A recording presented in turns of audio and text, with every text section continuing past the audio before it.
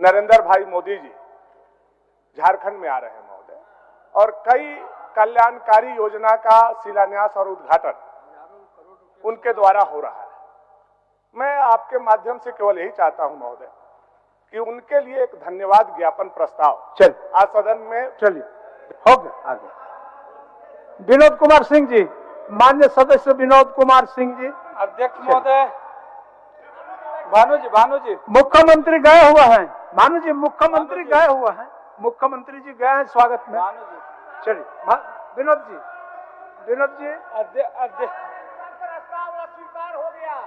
चलिए।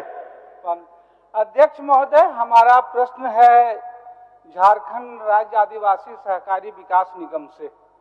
सरकार ने बिल्कुल स्वीकार किया है कि विकास निगम जो है सरकारी अनुदान और सहायता नहीं मिलती है। निगम के कर्मचारियों का वेतन और खर्च जो है वो फिक्स डिपॉजिट से जो ब्याज आता है उससे ही मिलता है। सरकार ने यह भी स्वीकार किया कि 91.80 करोड़ रुपया फिक्स डिपॉजिट था अलग अलग बैंक के शाखाओं में, और उस फिक्स डिपॉजिट को निकाल करके एक खास बैंक में जो है सामान्य खाते में जो है बैंक ऑफ महाराष्ट्र में रख दिया गया। सरकार ने यह भी किया कि जिस ब्याज से वेतन मिलता था, इस प्रक्रिया से उस ब्याज में पहले 6.5 करोड़ ब्याज मिलता था सालाना। इस डिसीजन से निगम के जो है 4 करोड़ रुपये का नुकसान हो रहा है। 4 करोड़ रुपया ब्याज कम मिल रहा है। सवाल यह भी नहीं, उस पैसा जरूर उस पैसे को निकाल करके कोई कल्याणकारी योजना में खर्च करना होता, कोई योजना ली गई रहती तो आप फिक्स डिपॉजिट तोड़ सकते थे। लेकिन आपने एक बैंक से एफडी तोड़ करके कई बैंकों से एक बैंक में रख दिया। 4 करोड़ का नुकसान हो रहा और उसी से वेतन मिलता था, उसी से उनको लाभ मिलता था। तो इस नुकसान का जिम्मेवार कौन है? यह डिसीजन किसने लिया? क्या किसी बोर्ड ने निगम में बैठ करके हुआ? तो इस डिसीजन लेने वाले अधिकारी पे क्या कार्रवाई हुई? और जब वो पैसा बैंक में ही है तो सरकार पुनः ऐसी व्यवस्था करेगी कार्रवाई करते हुए ताकि ज्यादा ब्याज मिल सके, नुकसान न हो निगम को। माननीय मंत्री जी।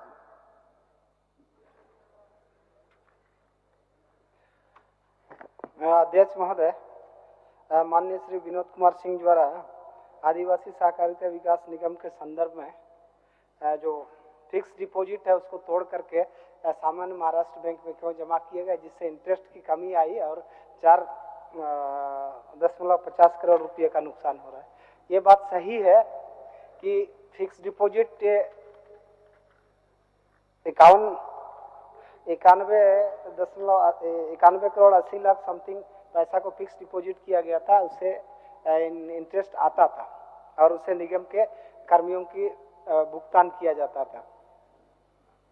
लेकिन चीफ सेक्रेटरी की अध्यक्षता में भारत सरकार के निर्देश पर 13/9/2023 को एक बैठक हुई इसको लेकर के, जिसमें यह निर्णय किया गया कि फिक्स डिपॉजिट को तोड़ करके सामान्य चालू खाता में रखा जाए। चूंकि उससे क्या होगा कि जो योजनाएं राज्य के आदिवासियों के कल्याणकारी आय सृजन और आजीविका संवर्धन में खर्च होना है, फिक्स डिपॉजिट से पैसा निकाल के उस पर खर्च नहीं किया जा सकता था। इसलिए उसको चालू खाता में रख करके उस पर ब्याज किया जाए ताकि उनका जो उद्देश्य है उसको पूरा किया जा सके। इसी कारण से ये फिक्स डिपॉजिट को तोड़ करके सामान्य चालू खाता में महाराष्ट्र बैंक में इसको रखा गया है। मैंने कहा है कि सरकार को अगर खर्च करना है कोई जरूरी है तो निश्चित रूप से फिक्स डिपॉजिट खर्च कर सकती है। तो बताए उस 91 करोड़ रुपये में कितने पैसे क्या खर्च हो गए? स्थिति ये है कि आज भी वो पैसे बैंक में पड़े हुए हैं, खर्च नहीं हुए हैं। इसलिए मैंने कहा कि सरकार को पूरा हक है और जरूरत है कि उस पैसे को उठा करके जब आप तोड़ के खर्च कर सकते हैं। लेकिन वो 22 में आप किए राशि तो अभी बता दें अकाउंट में तो अभी भी राशि पड़ी हुई है, तो आपने खर्च किया कुछ नहीं। अगर आप किए रहते खर्च को कल्याणकारी योजना उससे लिए रहते तो होती तो बात मायने रखती थी, वो बिल्कुल ही। लेकिन वो तो आपने किया नहीं। वो पैसे तो अभी भी बैंक में पड़े हुए हैं। आज की स्थिति में भी क्या ले लिया? 91 करोड़ योजना में करोड़ रुपये में आपने किन चीजों में, किस पे लोन में किसे कर दिया और अब वो राशि कितनी है? माननीय सदस्य, आप चाहते क्या? आप चाहते क्या? इसलिए करने सरकार तो पहले यह स्पष्ट करे ना कि वो 91 करोड़ रुपया जो है अगर वो खर्च कर दिए हैं तो बात ही खत्म हो जाएगी कि भाई कल्याणकारी माननीय योजना में खत्म कर सुन- दिया गया, तोड़ माननीय करके मंत्री। 2 महीने।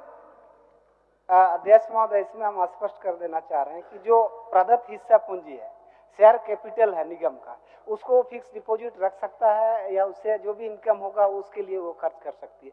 लेकिन एक उसमें हमने इन चीज़ों को देखा, उसमें योजना मद का जो पैसा है उसमें फिक्स डिपॉजिट में नहीं डालना चाहिए था, क्योंकि योजना मद के पैसा को उसको खर्च करना था उन चीज़ों के लिए। लेकिन फिर भी माननीय सदस्य का जो जिज्ञासा है कि जो इस तरीके से किया है उस पर कार्रवाई हो या उसके जिम्मेदार कौन होंगे, मैं इस चीज़ को दिखवा लेता हूं और इस पर यदि ये चीज़ें पाई जाएगी तो उस पर कार्रवाई करेंगे।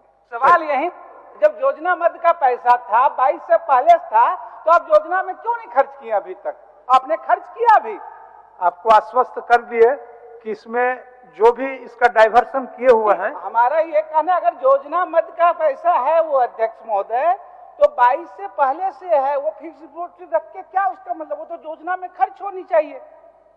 वो तो आपने तब भी नहीं किया। तो या तो आप त्वरित रूप से कहिए कि अभी जो महीना है, इस महीने के अंदर जो जिन योजनाओं के लिए पैसा है उन योजनाओं को स्वीकृति देकर के आप खर्च करेंगे। और तब फिर सवाल यह भी उठता है अध्यक्ष महोदय कि जब आदिवासी विकास निगम को आय का कोई वेतन का स्रोत नहीं है, सुन लीजिए, आप उसे ब्याज से देते हैं, तो उनके वेतन और ये के लिए सरकार वैकल्पिक व्यवस्था करे। ठीक, सुन लीजिए, उनका वेतन को आप कहेंगे आपके पास पैसा नहीं है तो वेतन कहां से देंगे? सुन लीजिए माननीय मंत्री जी।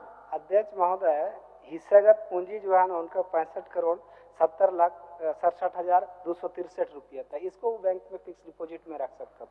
योजना मद का पैसा बचत खाता में 13,59,21,250 रुपये और चालू खाता में 12,50,77,447 रुपया था। तो ये फिक्स डिपॉजिट वो रख सकता था 65 करोड़ को, लेकिन ये योजना मद वाले जो है उस पर संवर्धन के लिए और उनके आय स्रोत के लिए इसको खर्च करना था। इसीलिए जब चीफ सेक्रेटरी की अध्यक्षता में बैठक हुई सेंट्रल गवर्नमेंट के निर्देश पर, तब जो है ना इसको फिक्स डिपॉजिट खाता से निकाल करके चालू खाता में डाला गया। अध्यक्ष महोदय, जब 65 करोड़ रुपए को रखा जा सकता था तब तो वो रखा जाना चाहिए। जब वो योजना मद में खर्च करना नहीं है, क्योंकि इससे तो सिर्फ बैंकों को फायदा है, और जो बाकी 13 करोड़ रुपए योजना में खर्च है वो खर्च करे, उसमें भी बैंकों में पैसा क्यों है, क्यों विलंब होगा? तो सरकार पुनः जो 65 करोड़ रुपए की राशि है वो फिक्स डिपॉजिट करे, जिससे निगम के कर्मियों को जो है वो ज्यादा ब्याज मिले, उनका वेतन का भुगतान हो, और उसमें जो योजना मद की राशि है वो योजना मद से सरकार उसको खर्च करे, इसकी गारंटी करे। तो इच्छा है, मैं देख लेता हूं उसको, और निश्चित तौर पर इसको हम लोग उसी दिशा में करेंगे, और यदि गलत है तो उसको कार्रवाई करेंगे। ठीक, माननीय सदस्य अमित कुमार यादव जी।